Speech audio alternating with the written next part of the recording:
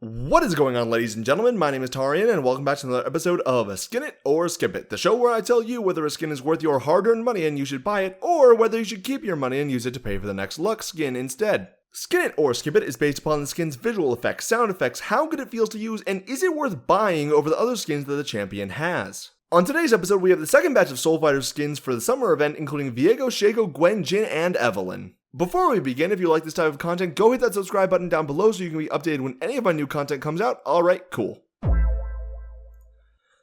Gwen skins are always a delight to see in my opinion, due to them always casting Gwen in such a wonderful way. Having this cheerful, bubbly, and downright adorable anime girl put into any thematic is just always a recipe for success in my opinion, and by God did they hit it right out of the park with Soul Fighter.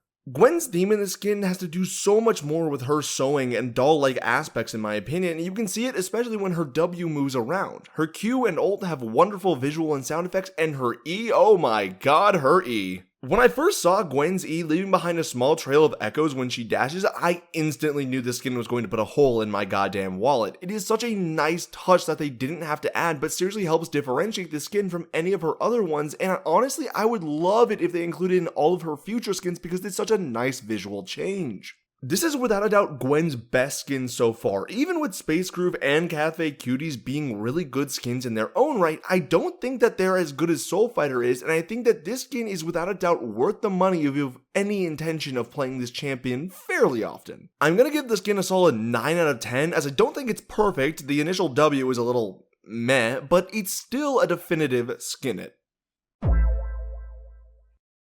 At first, I thought Soul Fighter Shaco would be another one of those skins that would be held back by Shaco's terrible base model. I mean, this guy has like 12 different animations in total and is in desperate need of a visual update. However, after playing with the skin for a while, I can confidently say that this skin is actually really amazing in spite of Shaco's deplorable base model. The base skin design is already so cool, with Shaco having ghost arms that stick out from his straitjacket instead of using his actual arms. The effects while he's invisible from Q are actually so nice to look at on his daggers. His jack-in-the-boxes are actually super nice design-wise with their hooded look and the eye in the middle, and I love his E being this super highlighted ability as compared to his other skins where it's just very lackluster. Unlike other skins for older champions, I really think Riot considered a lot of Shaco's base model limitations when it came to this skin, and I honestly think that it worked out so well in the execution of the skin. Without a doubt, this is a solid piece of work, and the only skin I'd maybe consider buying over it is Arcanus Shaco, but that's mostly because I like the jack-in-the-boxes there a little bit more than these ones. I'll happily rate the skin a solid 8 out of 10 and say that you should definitely skin it. And here's the part of the video where I tell you that Shaco having an older model actually does make one of his skins not as good as the others. Prestige Soul Fighter Shaco does exactly what you wouldn't want from a prestige skin and basically just makes Soul Fighter Shaco, but gold. And the reason I think this is the case is due to how few things you can change the visual and sound effects for in Shaco's kit that it makes a prestige skin for him that much more meh, since it kinda does become a recolor of the base skin more than other prestige skins. I think comparing it to normal Soul Fighter Shaco makes the prestige variant just not look as good. The suit isn't really as nice because now his spectral floating arms aren't there because he's in a straitjacket, but now because he just wants to constantly be Sailor Moon posing on you. In a vacuum, I don't hate the skin, it's just that when you compare it to the base version of Soul Fighter Shaco, it's really not as nice as you'd want it to be for a prestige skin that you'd have to put more money towards than the base skin. For all those reasons, the skin just doesn't really click with me, and I don't think that it's as good of a choice for a prestige skin as some of the others could have been minus Evelynn because she already has her prestige skin. So I'm going to give the skin a solid 5 out of 10 as it's not bad, but I definitely go for the normal Soul Fighter over it and definitely skip it. Mommy? Sorry. Mommy? Sorry. Mommy?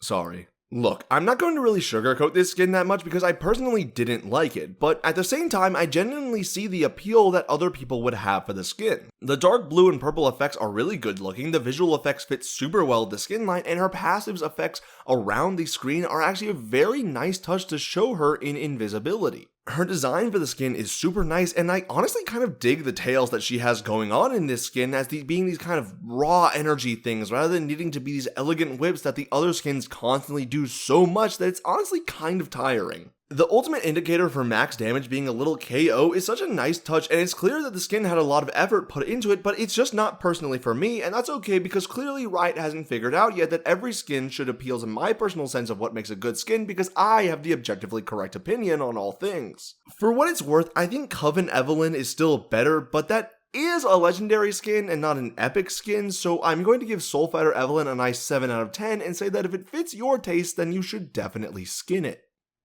Which is realistically what you should do for every skin because I'm just a random guy on the internet and I can't force you to do anything. Continuing with the trend of every Jhin skin ever being an absolute banger of a skin, Soulfighter Jhin is hardly different in that regard. The visual effects remind me somewhat of Blood Moon Jhin due to the large black outline giving that same kind of inky vibe that the Blood Moon skin was going for, however that's really the only similarity. The sound effects are definitely what you want from a Jhin skin, and the fourth shots are as good as ever, and of course with a new Jhin skin means new music for the ultimate, which isn't actually unique music, but it's still good music. It's the Soulfighter theme that you hear in the background of Arena and during Viego's E. I do love this kind of gray visual scheme that gets cut through by the blues and yellows of the skin, and it feels like a better execution of the Damwon gaming skin that came out a few years ago in my opinion. Is it the best Jhin skin? I'd probably go with Dark Cosmic or High Noon over it personally, but like I said at the beginning, there's really not such a thing as a bad Jhin skin. They're all bangers. So if you play this champion in any way, I already know that you're gonna skin it because it's a Jhin skin and they're always fucking good, but my official rating will be a solid 7 out of 10 and a solid skin it.